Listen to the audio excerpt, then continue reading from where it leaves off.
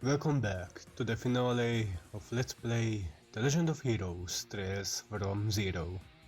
Last time we left off we managed to fend off Arnest and Garcia, who was being controlled by the Gnosis, and now we are about to face off Joachim Günther himself.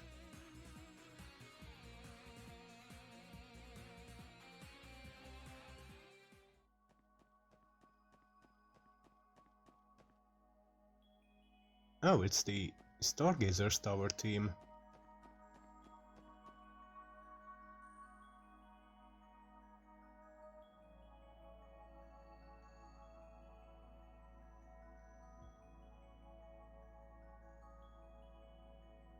This 地下の湖。こんなもんが広がってたのかよ。皆さん、あれ。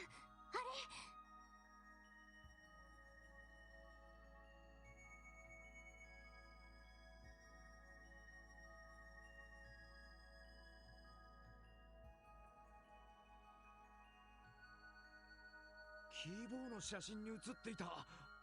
この場所で撮られたものだったのね。なんかね、暗くてでっかい場所が頭の中に浮かんできた。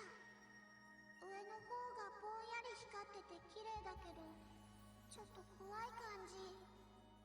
そうか。あれはこの場所のことだったのか。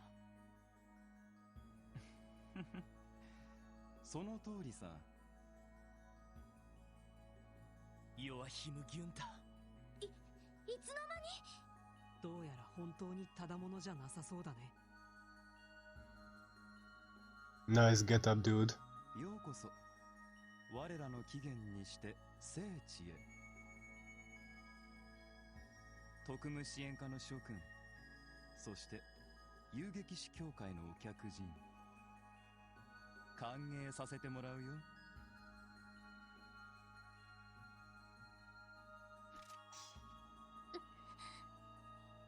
Kinda reminds me of what the East villains usually wear. あなたは。随分と余裕じゃねえか。ヨアヒム・ギュンタ、担当直入に行かせてもらう。グノーシスを投与して操っている人々を今すぐ解放しろ。どんな方法かは知らないが、あんたが操ってるのは分かっている。ああ、別に構わないよ。What? IBC ビルでも言っただろう。キーヤ様を引き渡せばいくらでも手を引こうと。Yeah, not gonna happen. ふざけるな。まだそんな弱い事を。てめえ、喧嘩売ってんのか。最低の犯罪者ですね。何こいつ、教授並みに性格が悪そうね。ワイスマンはここまで狂気じみてはいなかったけど。やれやれ、これでは話にならないな。そもそもキーヤ様は我らが教団の崇める巫女、それを返せというのがどうして理不尽なんだい。自分たちが6年前どんなことをやったと思っている。そんな連中にキーヤを引き渡せるわけがないだろうが。それよりもいい加減キーヤちゃんの素性を明らかにしなさい。ちゃんと身元は分かっているのでしょう。なるほど。君たちはまだキーヤ様がこの時代の生まれだと思っているのか。この時代。いいだろう。英知に至らぬ者に話すのは本来禁じられているが、君たちには特別に教えてあげよう。Allow me to give you some exposition as per the villain rule of code. つい一月前までキーヤ様は眠っておられた。この祭壇の聖なるゆりかごでまどろむように500年以上にも及ぶ長き眠りに疲れていたのさ。まさか。てめえ、ふかしてんじゃねえぞ。別にそんなに驚くこともないだろう。現代の技術では不可能でも古の技術ならばそれが可能。500年前アーティファクトを研究していた錬金術師の集団がこの地にあった。この祭壇は彼らの技術をもとに作られたと伝えられている。星見の塔を建造した中世の錬金術師たち。そんなつながりがあったなんて。以来キーヤ様は500年もの長き眠りに疲れていた。当然その素性を知る者は我が教団にすら残っていない。つまりはそういうことさ。 So the alchemist had nothing to do with the DG cult. そんな、なんてこった。キーヤちゃんの過去取り戻してあげられると思ったのに。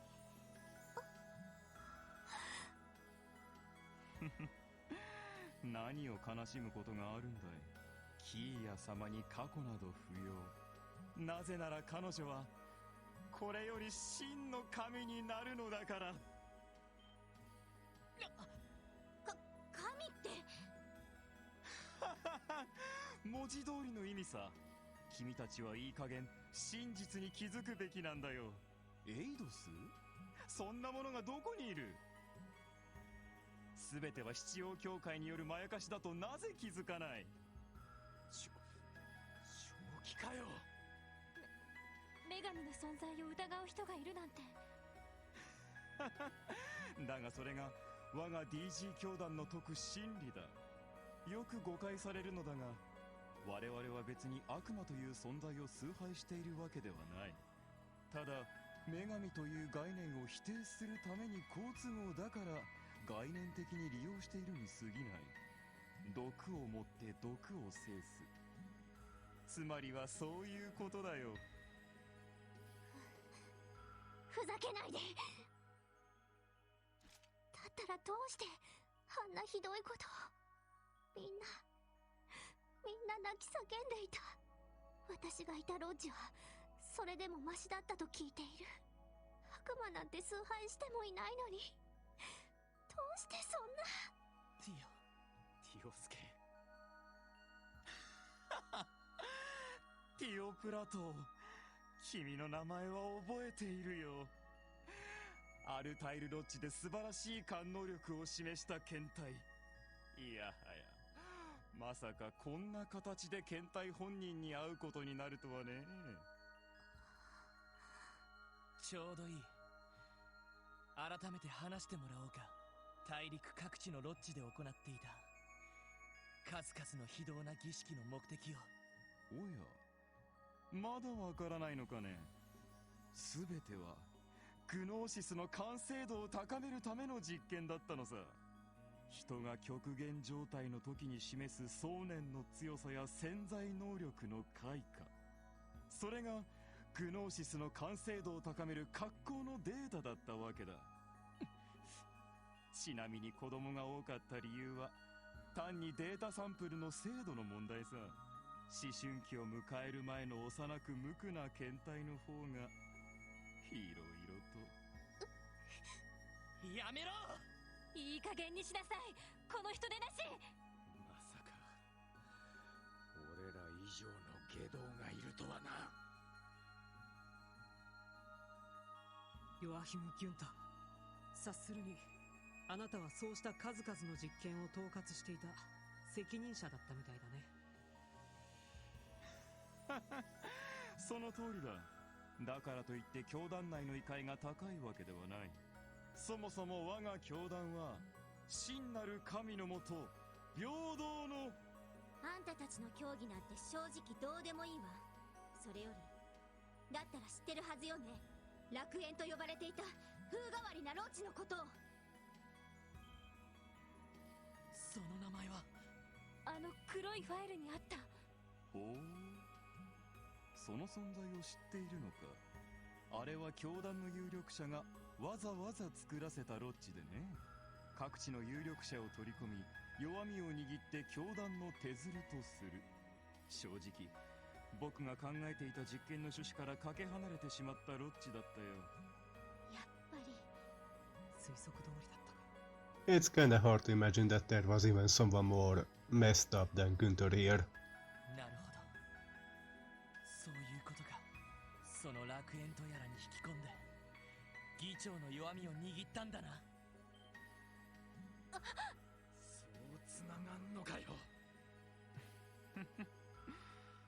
僕は全てのロッジの実験結果に目を通していたからね。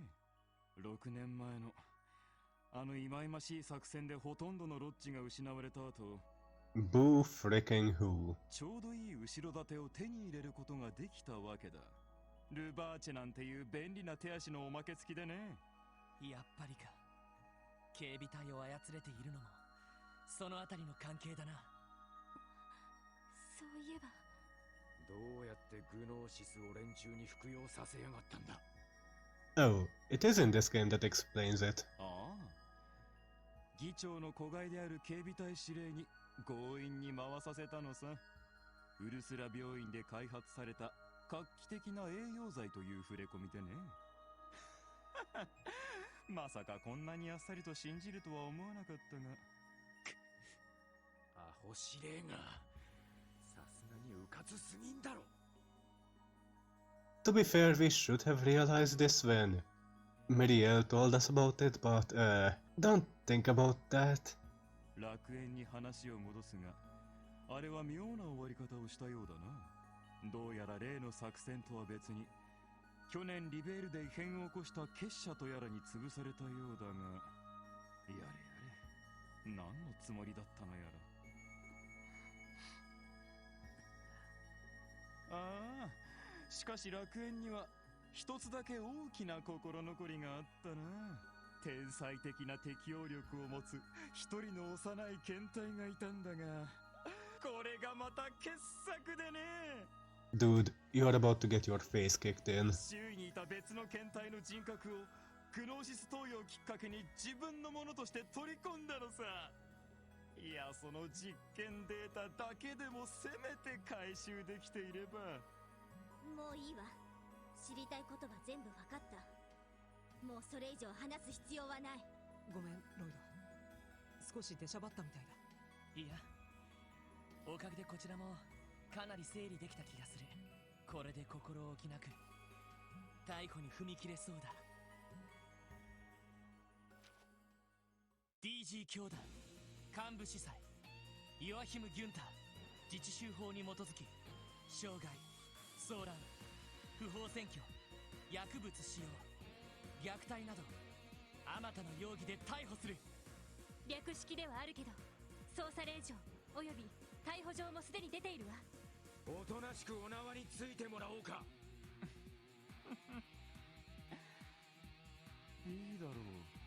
僕と君たちのどちらが目的を達せられるのか、ここを一つ賭けをしようじゃないか。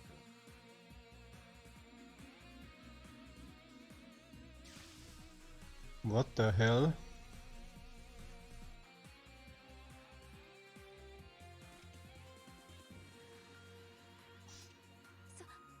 その髪は Is that ash colored? しかもオーバルスタッフの一種ですか。僕の髪はこちらの方が地の色でね。 Oh, グノーシスを投与し続けて少々風変わりな体質になったんだ。なんせここ数年全く睡眠をとっていないくらいだからね。おいおい、シャレになってねえぞ。なるほど。それで病院勤めをしながらここまでする時間が取れたのか。 so I guess he doesn't really have any connections to being mixed. It's just his hair went white after not sleeping at all. さすがは捜査官、いいところに気づくじゃないか。ちなみにこの杖は例の錬金術師たちが作り上げた魔道具の最高傑作の一つさ。アーティファクトすら凌駕する力を秘めていてね。Well, here we go. こんなものまで刺激できるくらいさ。これって錬金術を駆使して作られた中世のオーバーマベットか。さて、そろそろ幕切れとさせてもらうよ。多分今日という日は記念すべき一日になるだろう。キーヤ様が神となって我らの悲願が達せられる日にね。知れ事。あなたなんかに絶対に負けない。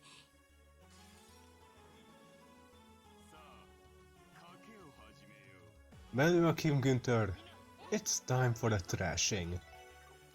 Let's see here. High Priest Joachim and his Regna Aguels, the first of the final boss fight. By the way, I made it so that after this fight I level up, so I just made sure I had enough EXP. For the time being, let's just make sure we heal. These guys can hurt pretty bad, and we have to take care of the two supports as soon as possible. They can inflict burn, which I don't think I resist, except for the grey lockets, so I have to make sure I don't actually get hit by those. Randy, you will be on ultimate mix duty to buff the girls.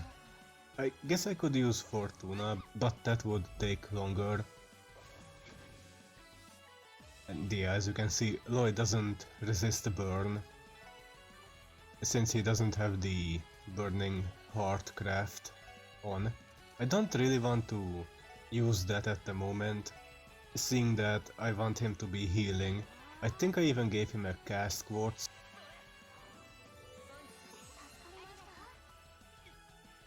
So he would be a bit faster. Anyway, Thunder Cyclone and the highest elemental water art is the best thing to do at this moment. We just have to take care of these guys as soon as possible. Theo should be fine on her buff, so for the time being let's use a battle scope. Regna Aguel, Archaism from the Middle Ages, that controls fire.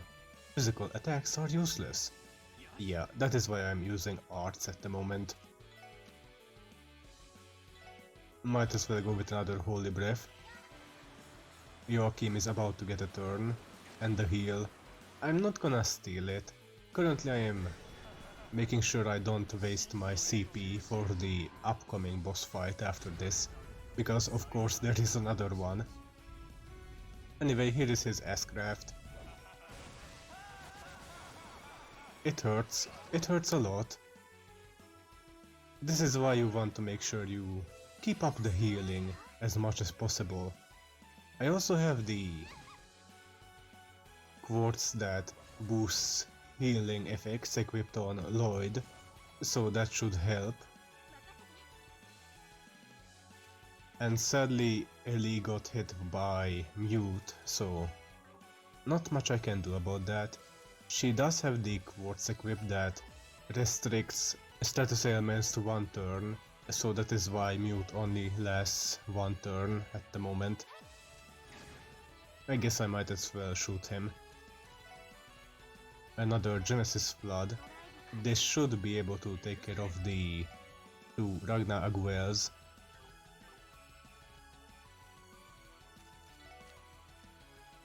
Although I should heal again, just to make sure.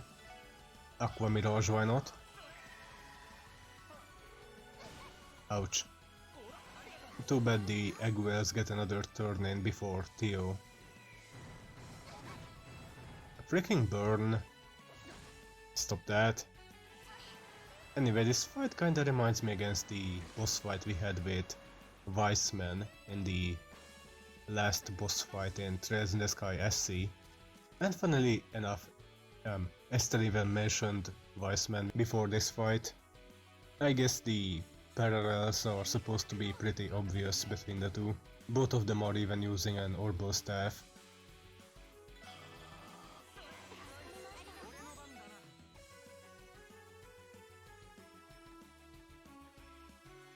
Anyway, at this point we don't really have much else to do other than focus down Joachim after having dealt with the 2 Archaisms. But as you can see, arts don't really do all that much damage to him. Leads DG and renounces Adios.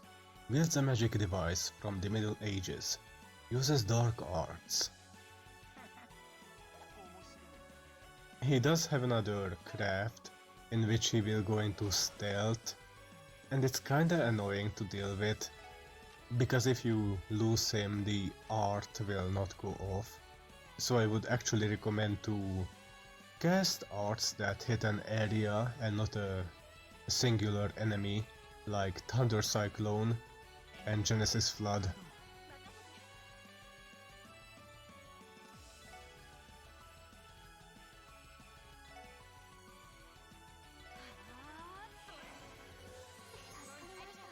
Can I stop you from getting that crit? I don't think so, so... Another analyze, why not? Decrease his stats. Because really, that is the only thing I can do to him. And there he goes, he vanished. And after he reappears, he will crit. Hopefully he is in the Thunder Cyclone range. Nope. Actually, even if he was, that wouldn't have hit him. It only would have hit him if he had gotten out of it before that. Mind Crush. Okay, let's try this again.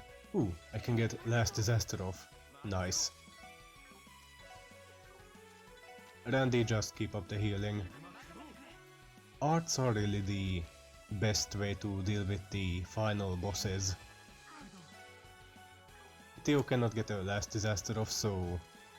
Let's see, anything else? Nope. In that case, I guess you can cast Fortuna.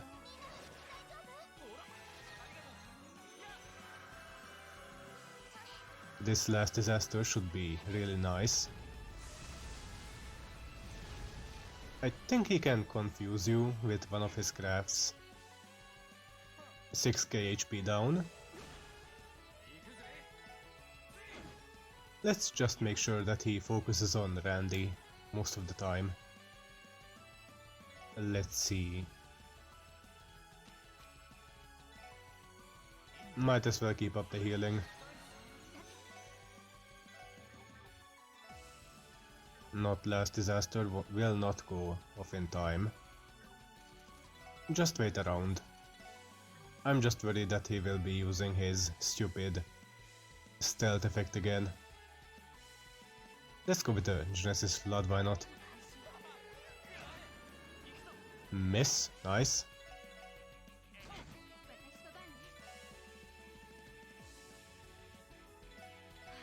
Death Spiral, why not? Would like to finish this fight anytime soon. Really, this isn't the interesting fight.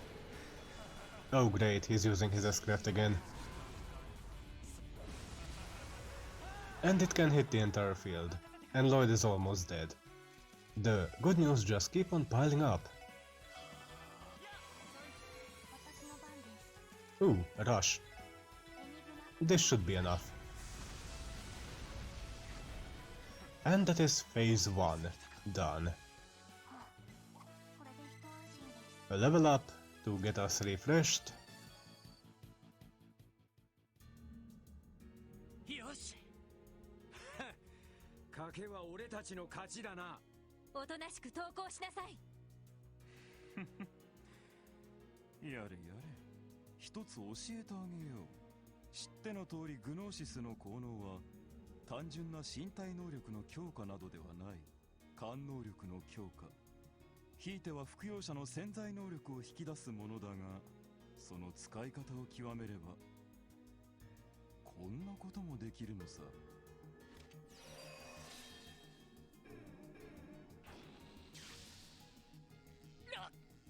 なんだこいつは。空間が呪縛されている。Kinda reminds me of that thing Weissman used on, well, not Estelle but her party members before the final boss fight. これってワイスマンの魔眼。バカな、どうやって。そちらの二人は随分と興味深い体験をしているようだね。リベルアークにファンタズマか。こいつ私たちの記憶を。まさかそこから再現したのか。ワイスマン。ほう、これはなかなか共感を覚える人物のようだ。Well, he's rotting in hell. I think you will be joining him soon. Maybe you can have a meeting. ウロボロスの情報も思っていた以上に興味深い。なかなか楽しませてくれそうだ。こんなやつに。賭けは僕の勝ちだ。早速君たちにはグノーシスを飲んでもらうよ。そうすれば君たちは僕の思うがまま、キーヤ様も納得してお戻りになっていただけるだろう。てめえ。それが狙いで私たちをここまで。君たちのような愚物にどうしてわざわざ面会の時間を割いたと思っている。すべてはキーヤ様のため。それ以外の理由がどこにあるというんだい。あなたは。そこまでの力を手に入れておきながら、その上キーヤにこだわる理由が一体どこにあるんだ。ほう。彼女が本当に500年前の時代の出身だったとしても、あくまで普通の女の子であるのは変わらないんじゃないのか。それだけの力を手に入れながら、どうしてキーヤにこだわる。確かに根本的な疑問だね。言っただろう。彼女は神となるお方。キーヤ様の前にはこの力など比較するのもおこがましいだろう。いやそもそも比較すること自体意味がないとも言えるのかな。わけのわからねえことを。本当に誰かさんにそっくりだわ。まあいい。この際だから聞いておく。どうしてキーヤはオークションの場にいたんだ。確かにそれもまだ分かっていないので、マフィアの方でも心当たりがないそうですが。続けて聞くぞ。俺の兄ガイ・バニングスを殺したのはあんたか。ほほう。そうか、そうだったのか。なるほど。二人きりの兄弟、年の差は10近く。兄の殉職後はクロスベルを離れ、再び戻ってきたというわけか。これは傑作だ。まさか君があの厄介な男の弟だったとは。それは皇帝の言葉と受け取っていいのか。確かに当時彼は僕の存在に迫っていた。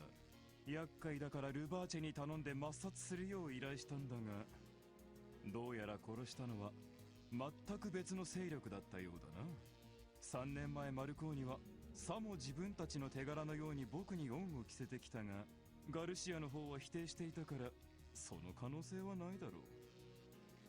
I guess Garcia had his pride. なるほど。だろうと思ったよ。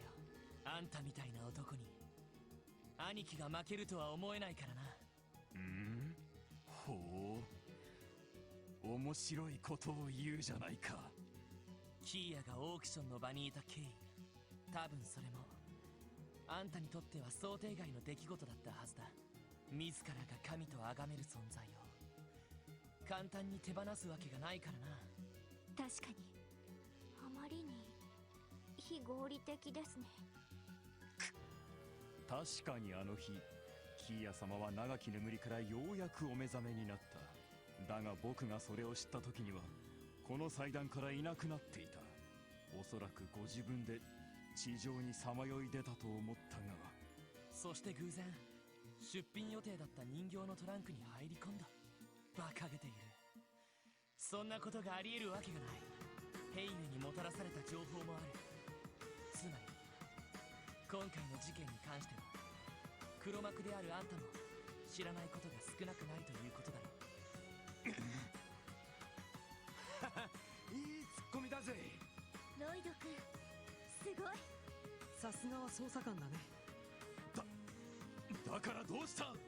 キーヤ様がお戻りになればそのようなさまつな疑問は。グノーシス冗談も大概にしたらどうだ。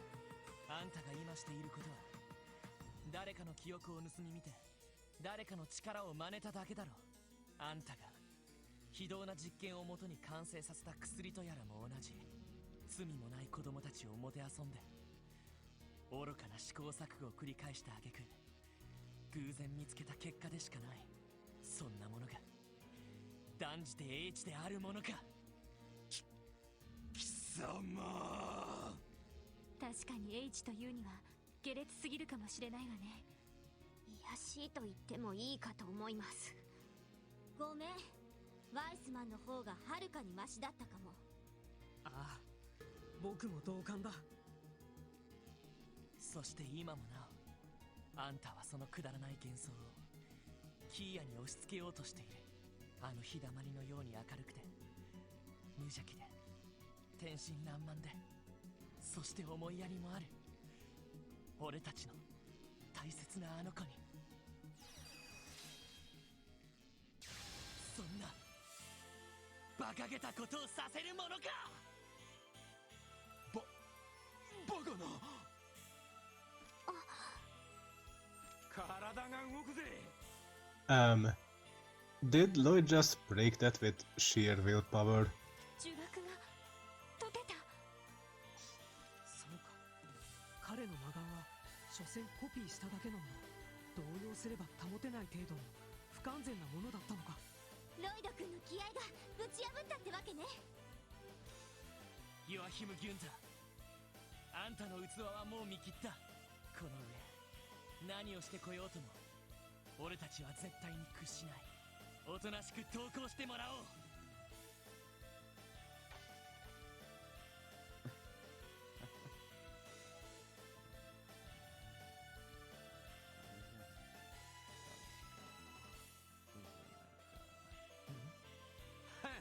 何をブツブツ言ってやがる。これじゃあ切り札を使うしかなくなったじゃないか。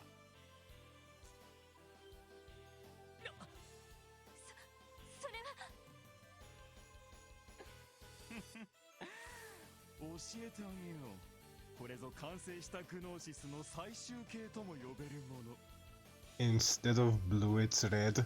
君たちが手に入れたものが青の英知というならば、さしずめこれは赤の英知といったところかな。もしかして秘書野郎とマフィアどもを化け物に変えた。その通り。しまった。あんなに大量に服用したら。中毒少女。とにかく急いで吐かせないと。見えるぞ大いなる D。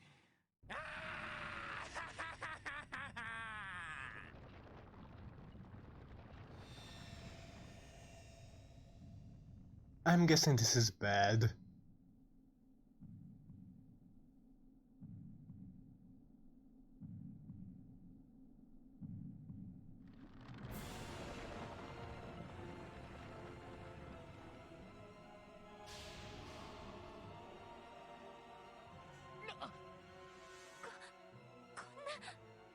おいおい、冗談だろ。この冷圧はよしや、これって。ああ、もしかしたら地方を取り込んだワイスマンよりも。ああ、心地よい。今こそ我は全ての真実へと至った世界の在り方、その秘められた意図を。気を確かに持て。そんなものはまやかしだ。真実というのはそう単純につかめるものなんかじゃない。それは単に人の身の限界。我には全てが見えるのだ。キーヤ様の失踪のからくり、そして貴様の兄の死の真相も、クロスベルの地に課せられた避けられぬ運命も。はったりを。もはや貴貴様らを生かしておく意味もなくなった。至れぬ身の不運を嘆きながらここで果てるがよい。秘書さんの魔人化とは格が違うみたいですね。さすがにちょっと戦力差がありすぎるな。でもどうやら避けられる戦いではないみたいね。ああ、覚悟を決めよう。エリ、ティオ、ランディ、それからエステルにヨシア。これが最後の戦いだ。みんなの全力を貸して。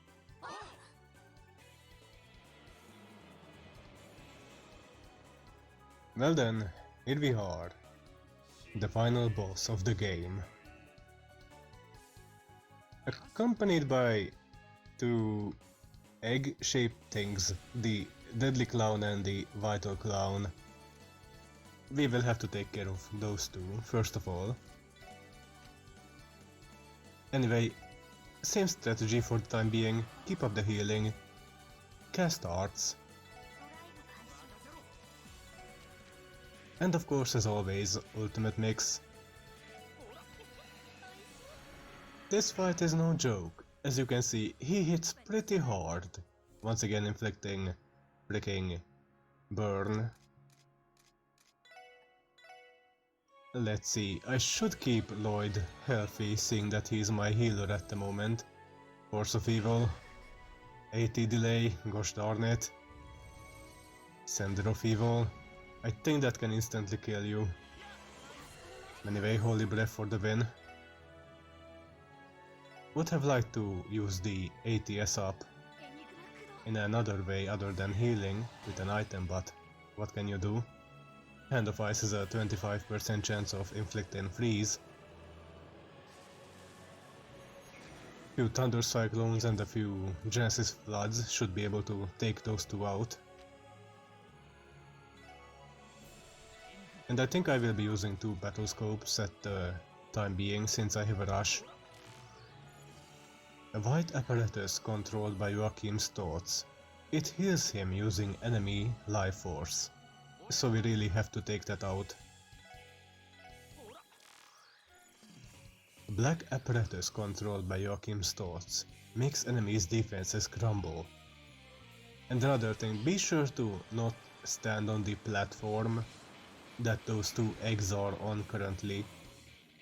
As you can see, they start glowing after you reach a certain HP threshold of theirs, and after you kill them, well, something happens and you want to make sure to not be in the white light. Anyway, just keep up the arts and you should be fine. And the Holy Breath, of course. You could delay the two eggs with Randy, but again I wouldn't recommend it, since he would be put onto the platform. Another ultimate mix on Ellie, why not? Oh no, I am not letting you get off a crit. That is not happening. I would have liked to conserve my CP for combo crafts with Lloyd, but I can always get it back with Randy with his Wild Rage. And this should deal a lot of damage. Hopefully not too much, because I want to make sure I don't actually get him too low, or I would be dead. Oh no. That earth attack that he just hit us with can inflict petrify, as you can see. Gosh darn it, don't heal yourselves. That Fang Flicker is nice, but I would have recommended it a bit sooner. I should probably heal up with Ellie after this. And as you can see, after they die, the platform disappears, and whoever is standing on it would vanish. Anyway, healing, please. I need to get Lloyd back up as soon as possible. Oh, and don't worry if one of your characters vanish, they can still come back on the middle platform. The only problem is if all 4 of your party members vanish, the fight is over. And I think that happened to me the very first time I played this game. I just stayed here in the back, and then I dealt way too much damage to the boss, and the platform that we are standing on, well, collapsed and I died. I really hope I'm not dead here.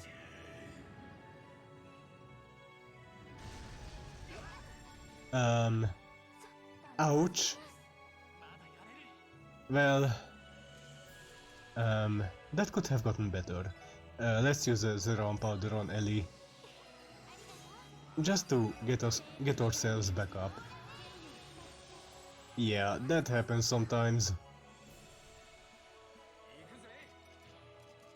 I do want to start moving towards him to avoid dying.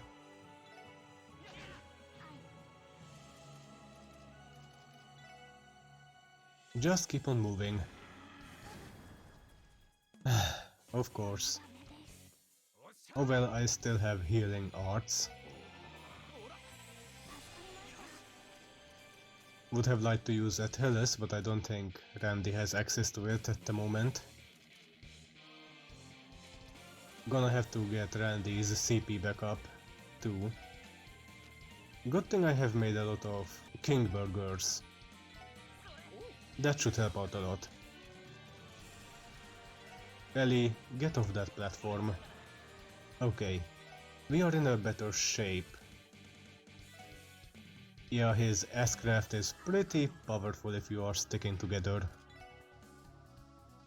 And of course the last disaster is pretty handy, seeing that he cannot move from his position.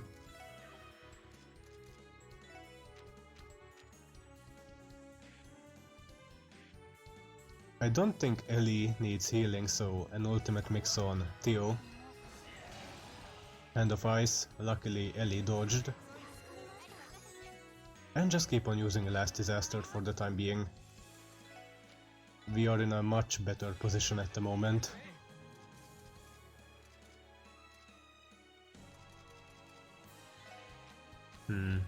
Just to make sure I am not put into any awkward positions, I'm going to use an item on Theo to restore her CP.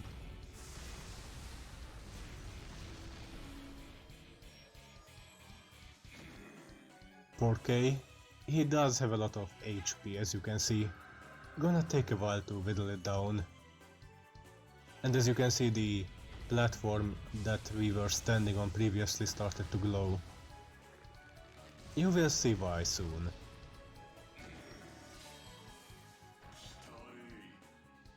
Oh, that wasn't enough yet. Oh yeah, he can summon these small guys. Ooh, Swelling Hope. Nice. These guys can AT delay you. And suck your CP, even better. Anyway, just ignore them for the most part, just keep on using Last Disaster. Randy can use a Battlescope, I guess. A demon summoned by High Priest Joachim slows opponents' actions using Gehenna's Miasma.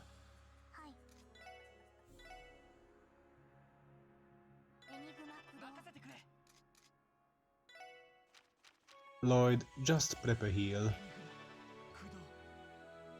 Earth Bullet again. Don't petrify, please, thank you.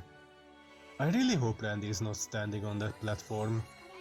His one feet is kinda in it, but I hope it's not.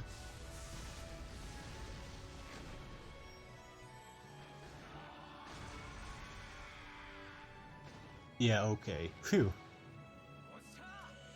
And now he switched to his second form. It's still the same enemy, so using a Battlescope still applies to the previous one too. Use Red Gnosis to achieve demonization. Uses Dark Devices to snuff out ignorance. He has an art that he can cast, but I will let him show it off. Let's use a Reflect Liquid on Lloyd, just to make sure. This should be fun. But he's almost dead. Refrain of Revenge. Don't attack him with physical attacks. Well, you can still use the combo craft, so don't worry about that one. Which I will gladly do.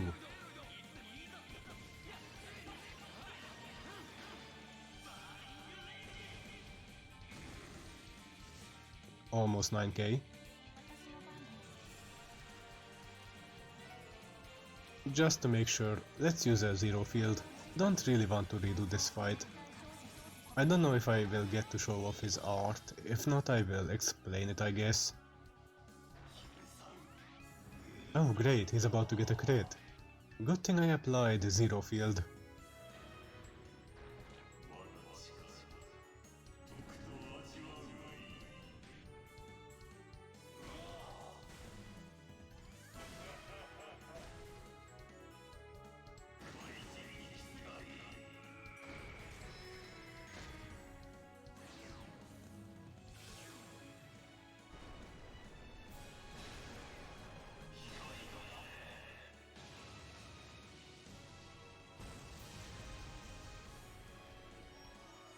This would hurt a lot.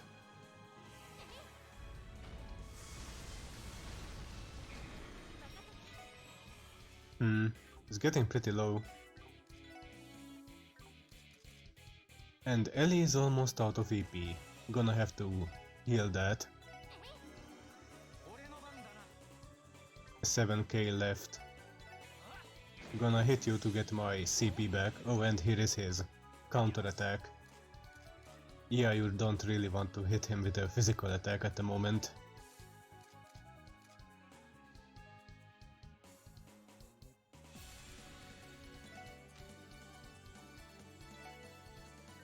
I don't really need the healing. I guess I can use an ultimate mix, I guess, on Theo.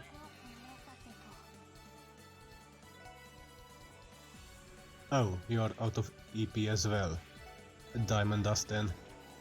Oh, and here is the art. Okay. Lloyd should be fine. Ellie should be fine as well, seeing that she has the quartz equipped that nullifies the higher elements. Lloyd, you just stay put. Actually, I think I'm going to kill him before he gets it off. Let's see. Oh, no, I can show it off. First of all, he will use Calamity Claw, followed by Galleon Tower, followed by Last Disaster. Yeah, it's pretty powerful. And it gets reflected on him. Weird, I would have thought that would have killed him, but you know what? Still have some Zeron powders. Oh, yeah, right. Freaking paint. Let's just do the usual and... oh! I can do it with a team rush, even better. How convenient. Goodbye, Joachim.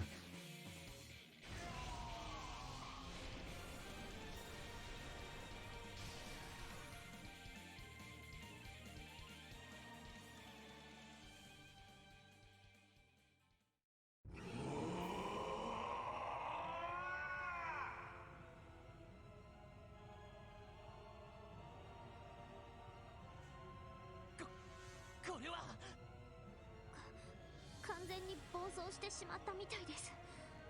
こうなったらもう彼の肉体はそんな。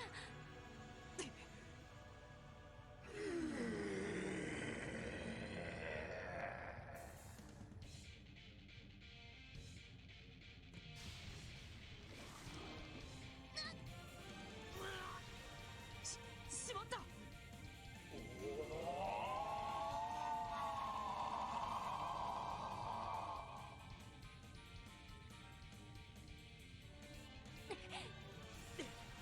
のままじゃ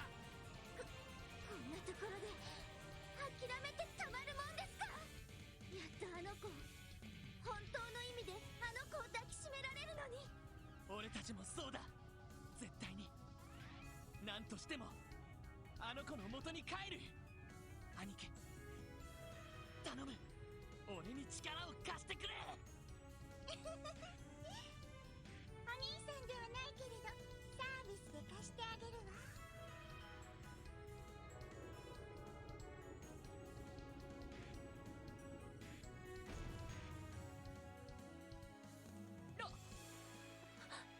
病院で見た。バテルマテル。レン、哀れね。でも自業自得かしら。今楽にしてあげるわ。バテルマテル、なぎ払いなさい。ダブルバスターキャノ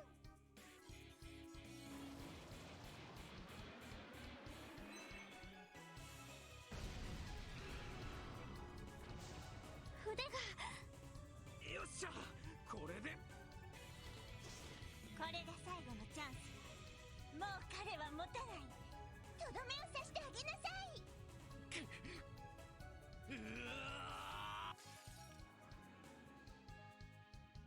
Well then, one final rush. And I'm going to finish this with combo crafts. Why not? Good thing that Ren came to our rescue. We weren't really in the best of situations, were we? Not sure how else we would have gotten out of that. But a few combo crafts should be able to take this guy out. He's, by the way, really weakened. He's weak to everything. This is just a bonus fight to finish him off.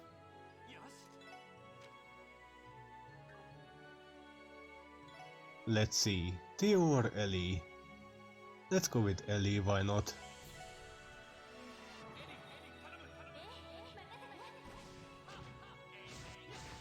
Kinda reminds me of the final fight in Trails in the Sky FC, where Cassius came to our rescue and we could finish the boss off. Oh. Really? Oh, okay, let's try this again. Storm.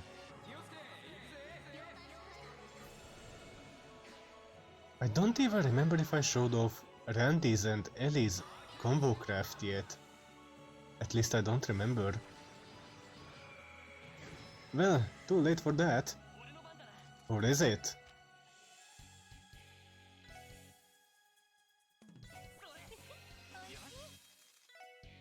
Just gonna have to use a few items for it. Riot Star.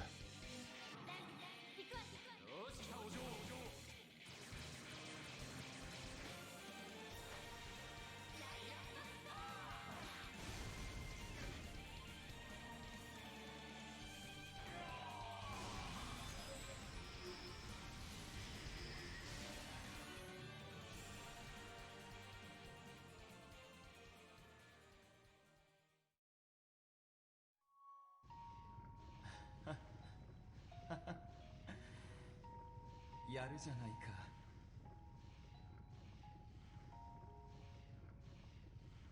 いまいましいが、最後に正気を取り戻させてくれたことだけは礼を言っておこう。ヨアヒム、あんた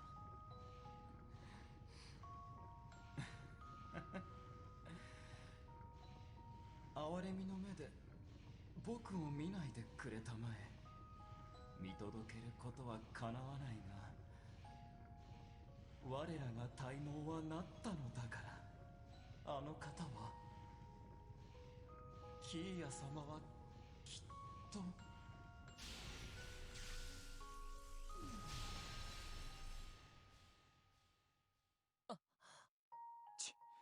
最後までよまいごと。でも哀れね。はい。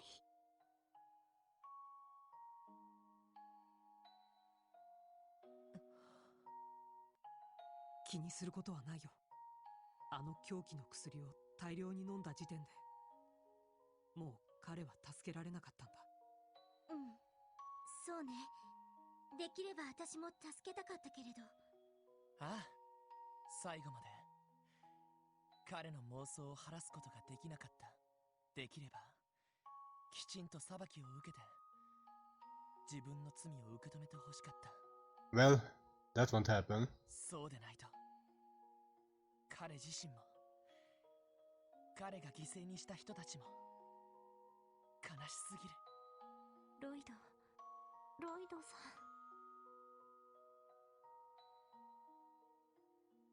ん。ほら、何をしけた面してやがる。ランディ、俺たちは全能じゃねえ。全てがうまくいくわけがねえんだ。それでも精一杯やってここまで来れたんだろうが、ベストとは言わねえが上出来ってもんだぜ。ランディ、かつてのロッジ制圧作戦では多くの教団信徒たちが自決しました。ガイさんやアリオスさん、課長たちは屍を越えて私を助けてくれました。避けられない犠牲も時にはあるのだと思います。ティオ、彼は自滅してしまったけど、まだまだ後始末は残っている。クロスベル全域の混乱、それから操られていた人の安否も落ち込んでる暇はないと思うわ。エリー、ありがとう。そうだな、へこんでる場合じゃないか。それにキーヤや課長との約束もちゃんと守らないとな。ええ、全員で無事にあの子の元に戻る約束、それと課長に一人前と認めてもらう約束ですか。なんとかどっちも守れそうだぜ。仲間か。どうやら幕引きみたいね。本当は最後まで手を貸すつもりはなかったんだけどレイベに影響されちゃったのかしら。レン、これでクロスベルでのレンの心残りは全部なくなった。なかなか楽しかったけど、レンがいると混乱しそうだし、そろそろ失礼するわね。レン、なにエステル、レンはまだ捕まる気はないわよ。うんうん。レン、もうあんたは私たちに捕まってるわ。最後に別れてから半年、一度リベールに里帰りして、またここに来てから3ヶ月、私たちはいつでもレンの気配を肌で感じてたわ。人形工房にいたことも知っていたし、ちょくちょくクロスベル市に遊びに来ていたのも知っていた。さすがに動力ネットで君を捉えるのは難しかったけどね。当たり前じゃない。レンはキティ、誰にも捕まれないんだから。私たち以外にはね。今私たちはレンのことを全て知った。あんたの過去、悲しみ、そして嬉しいことや楽しいことも、もう逃げきれないわよ。諦めると思ったのに、楽園のことしたら。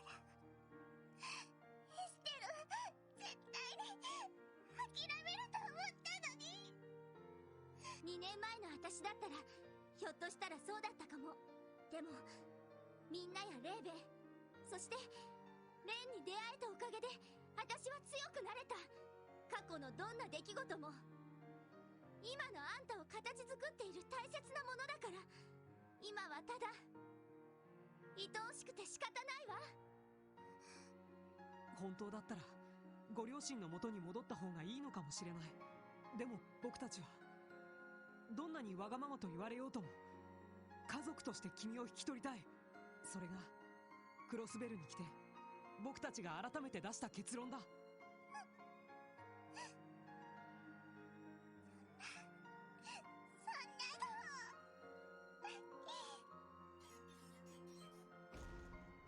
てる。どうして勝手に。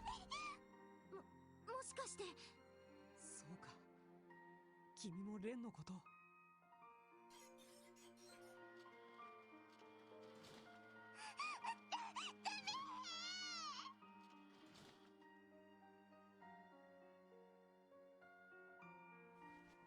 まえた。ありがとう。パテルマテル、マイスターに調整されて自分の意志で動けるようになったみたいだね。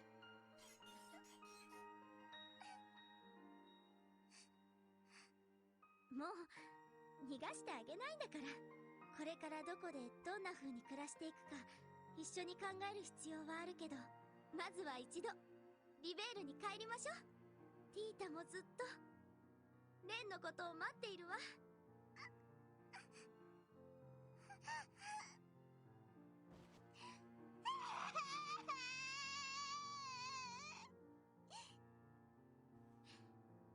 レン。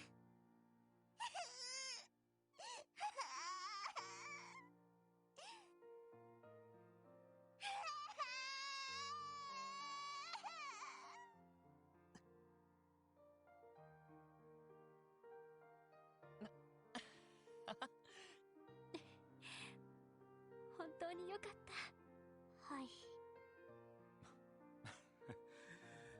さすがにじんときちまうな。みんなありがとう。本当に君たちにはなんてお礼を言ったらいいのか。いや、俺たちは手伝いをしただけさ。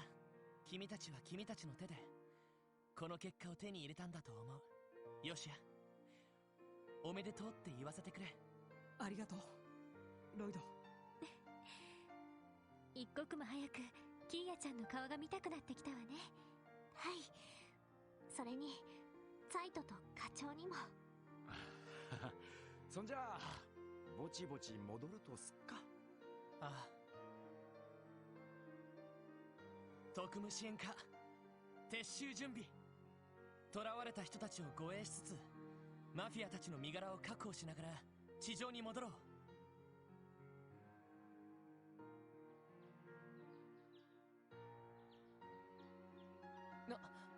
朝日が綺麗です。It was a pretty long dungeon. ああ、それに暖かいな。 Where are still Joshua and Rain? この声、まさかキヤ。よかっ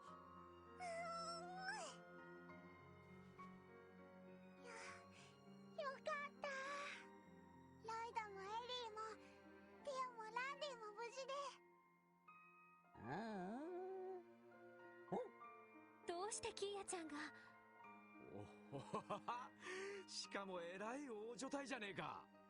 先ほど市外に展開していた警備隊員たちが全員気絶した。それで取り急ぎ彼女を連れてこちらに出向いたというわけだ。まったく連れて行けとダダをこねられて困ったぞ。これだから支援課はしつけくらいきちんとしておけ。そう言いながらわざわざ連れてきてやるあたりがお前らしいがな。セルゲイさん。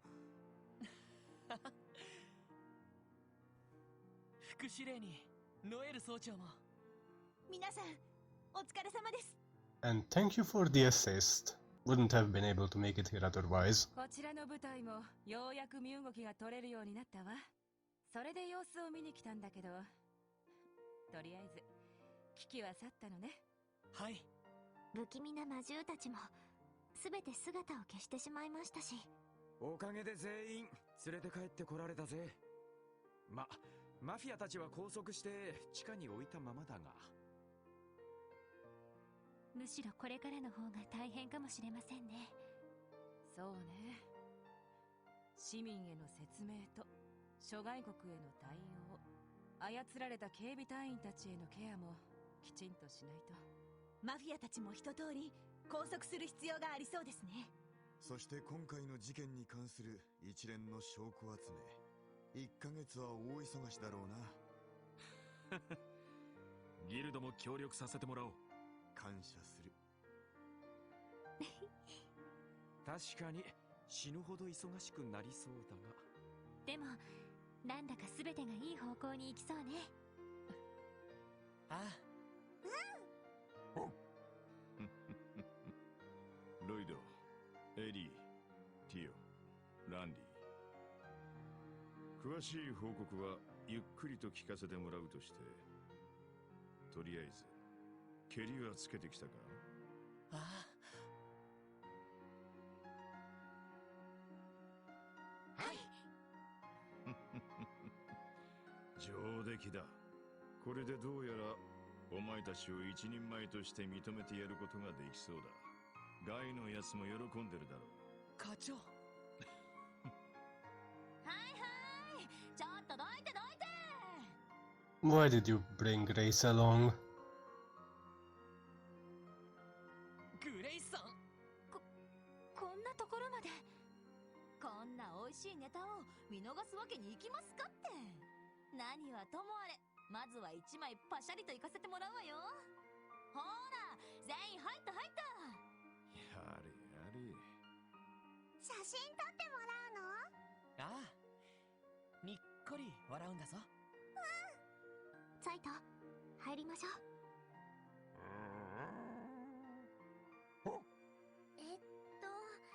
私たちは。さすがに遠慮した方が良さそうだね。ほらほら、遠慮すんなっつの。ジョーちゃんも入ってけよ。それじゃあ遠慮なく。まったく。たまにはこういうのも悪くなかろ。ほら副司令も課長さんの横あたりに。はいはい。でもこれどんな絵面になるのかしら。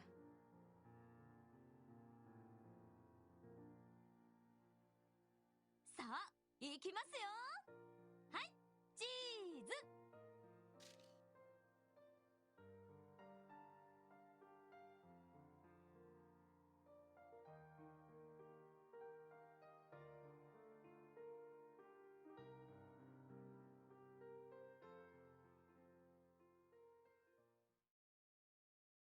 クロスベルに恐るべき混乱を引き起こした DG 教団の存在、それに利用されたマフィアと薬物によって操られていた警備隊、そしてハルトマン議長をはじめとする数々の有力者たちの不始末。事件の概要はクロスベルタイムズによって報じられ、前代未聞の大スキャンダルへと発展した。ここに至ってマクダイル市長は警察局長、警備隊司令両名を解任。各課の責任者やソーニャ副司令に事件の徹底究明を命じた。ダドリー捜査官をはじめ、今まで上層部に押さえつけられていた捜査官たちによって帝国派議員のみならず共和国派議員にも及ぶ教団とのコネクションが洗い出され、何名もの逮捕者が出るに至ってクロスベル政界に対する市民の不信感は頂点へと達した。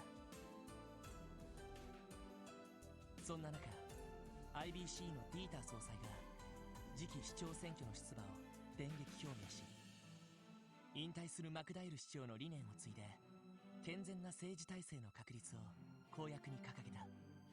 そしてマクダイル市長もまた逮捕された議員たちの補欠選挙への出馬を表明し、早くも次の議長候補として各方面から期待されているという。そして事件から1ヶ月後、そのマクダイル市長によって俺たちは視聴者のホールに呼ばれた。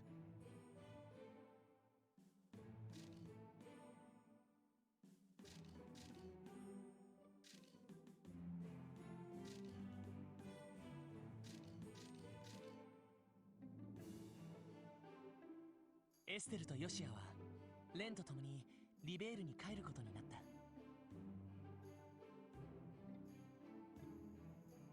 遊撃士協会の人手は減ることになるが、政治改革が行われることによって警察の体制もより今後は一層ギルドとも協力しつつ彼らの負担も減らせるかもしれない。別れ際レンは俺たちに改めて気になる言葉をかけてきた。500年前の真実とキーヤがオークションにいた経緯、そして俺の兄ガイ・バニングスを殺めたのは結局何者だったのか。全てを見通すような彼女にもそれらの真相は分からなかったという。だがそれを解き明かすのは俺の、いや俺たちの役目であるはずだ。いつかまた再会する約束をして、俺たちは彼らと別れの言葉を交わした。そして白熱した市長選が終わり、俺たちが通常業務に戻った日、特務支援課の玄関に真新しいカバンを持ったキーヤの姿があった。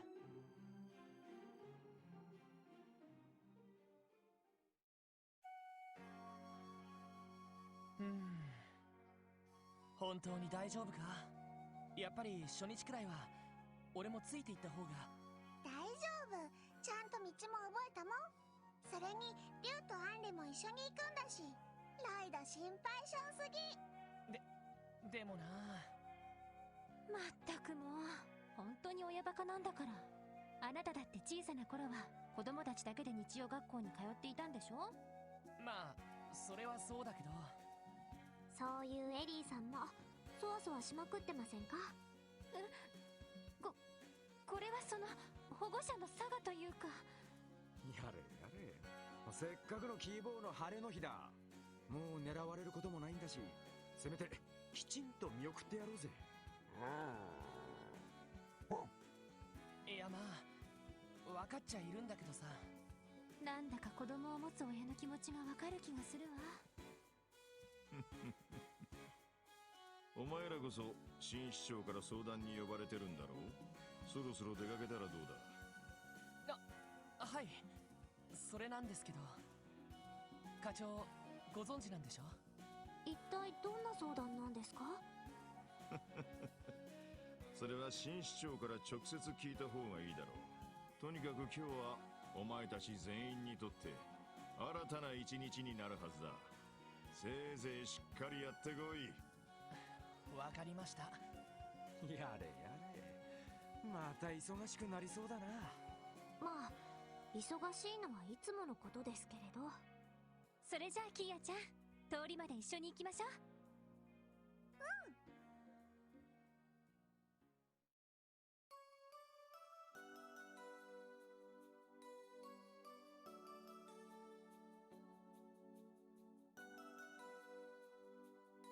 And that is the end of The Legend of Heroes Trails from Zero. So, yeah, another pretty long journey comes to an end. And I have to say the most surprising thing about this ending is that there isn't really a huge cliffhanger that is hooking you for the next game. Although, beating the game, it's pretty obvious that there will be a continuation, just based on the mysteries still left unsolved. But you kinda expect a big cliffhanger, especially after stuff like Trails in the Sky FC, and well, Cold Steel kinda brought back that tradition, didn't it?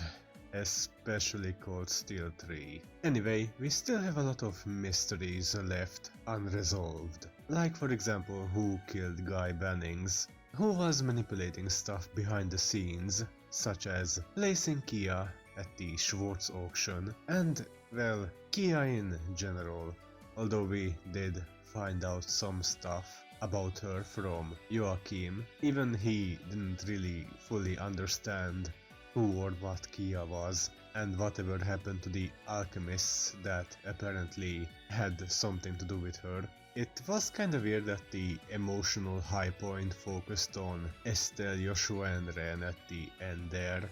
3 characters that weren't even introduced in this game, although it was satisfying that Ren was able to get a hit on a person that had some connections to her past. Although thankfully it wasn't the same cultist that had made her go through such awful things. At least that is what Joachim told us. Not that I mind that the three of them had the conclusion to their arc that was established in Trails in the Sky the Third. We pretty much knew that going into this duology that they would be involved. As far as Joachim and, well, the villains in this game in general, not a really huge fan of them. The only really villainous character I liked was Sao. Everyone involved with the Ruvache and Hartman and Joachim didn't really leave that big of an impression on me. I guess they did try to bring Joachim into the plot sometimes through side quests, although even before he was revealed to be the main villain of the game, I wasn't really the biggest fan of him. He was just a lazy asshat. Even before that, he was kinda just a satirical villain. Nothing really to redeem about him. He was not a pleasant person, and the main plot of the game really only revealed itself at the end of chapter 3, I would say, when we found Kia at the Schwartz auction, and after that things just kept on revealing themselves until the finale. I really wish the game had given more screen time to Kia, seeing how she was introduced at the, let's say, 60% of the game, and even though we had the intermission chapter with her, I just kinda wished she was more involved, even though the main plot kinda revolved around her towards the ending. And I would have to say that the finale was excellently handled. Don't really have any complaints on that front. As far as the overall plot goes in this game, it's kinda hard for me to rate it based on the first game of this particular duology. I never really thought of it as a standalone at all. I always took it together with Trails to Azure, kinda the same as with Cold Steel 1 and 2 and, well, Trails in the Sky FC and SC.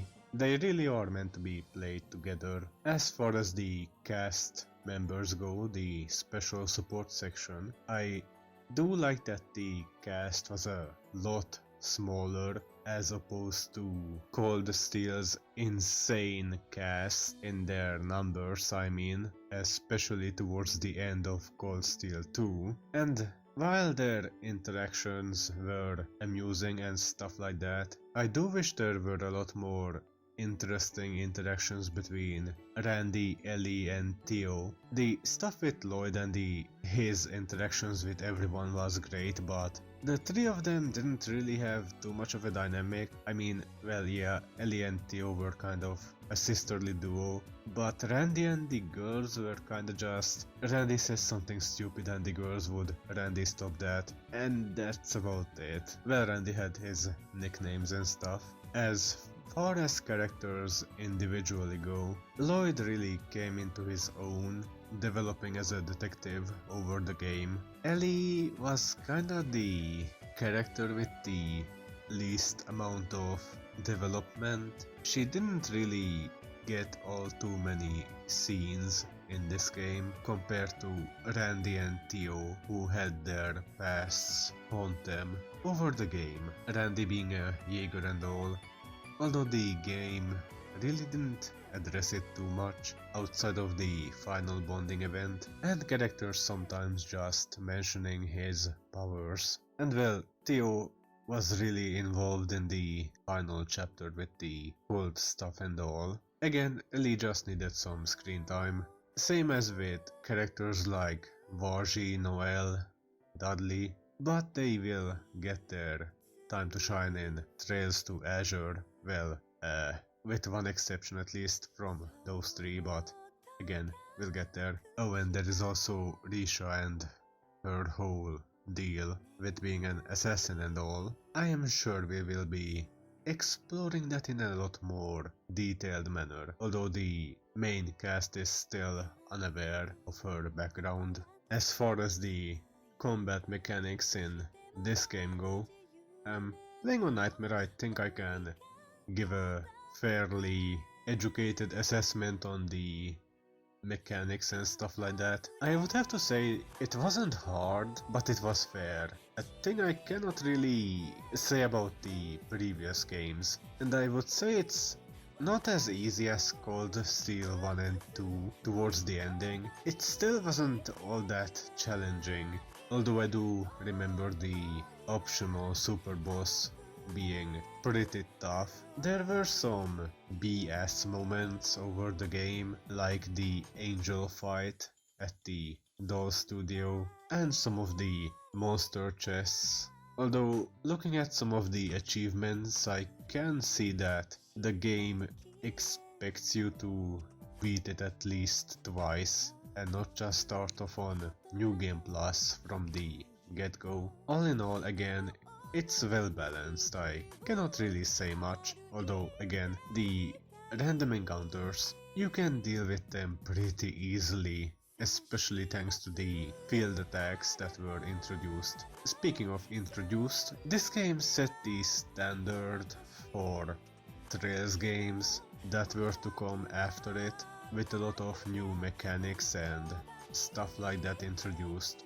Field attacks, the rotating battle menu, not being able to escape on your first time from any battle, and of course the bonding events. But of course it still kept the old Ornament style from Trails in the Sky, which was neat to go back to. The one thing I was thinking about is that, well, most of the time you really just use a handful of arts, so at the end of the day I can see why they changed that in Cold Steel, especially with the huge cast, so it's a bit more streamlined. But this game didn't really have an insane amount of arts list, so you can get your hands on pretty much anything you want without any issues, well, with the exception of Randy, whose ornament line isn't really that great. As far as the OST goes, I would rank it pretty high, maybe even at the same level as Trails in the Sky the Third. It was really consistent and I really cannot think of a single track that I didn't enjoy, especially the Geofront theme. The main battle theme was a jam, and of course there is the Evo version of all of the songs. I think I already mentioned I wasn't really big on those, although I have to say that the ending song is pretty good. Not sure if I'm going to be playing that in the background, but if I am, you can just listen to it. And of course, Trails to Azure will expand the original soundtrack a whole lot more, with even more great songs. Not that Falcom has ever really disappointed me with their soundtrack. And last but not least, I have to thank everyone over at the Geofront for making this localization possible, and everyone who worked on the original translation as well. You guys are aces, not only for localizing it, but also for the numerous quality of life enhancements that you added, like for example turbo mode, 60 FPS and various other features that are too numerous to list. Really, if I wasn't predisposed to the knowledge that this was a fan translation, I don't think I could have seen the difference between this and Trails in the Sky. I think that's a pretty high praise. Take it from me. Okay, you did an excellent job. Of course there were a few typos, but with a script this insanely huge, that is just something to be expected. Although they are working on fixing those and releasing future patches. But of course, Trails to Azure probably takes precedence at the moment. I mean, all I can really say is Trails to Azure when, anyway. There is still one more thing left to do, and that involves the secret last hidden side request that you can only do on New Game Plus, but that will have to wait for next time. Let's play The Legend of Heroes, Trails from Zero. Thank you guys for tuning in. Until then, have a good one.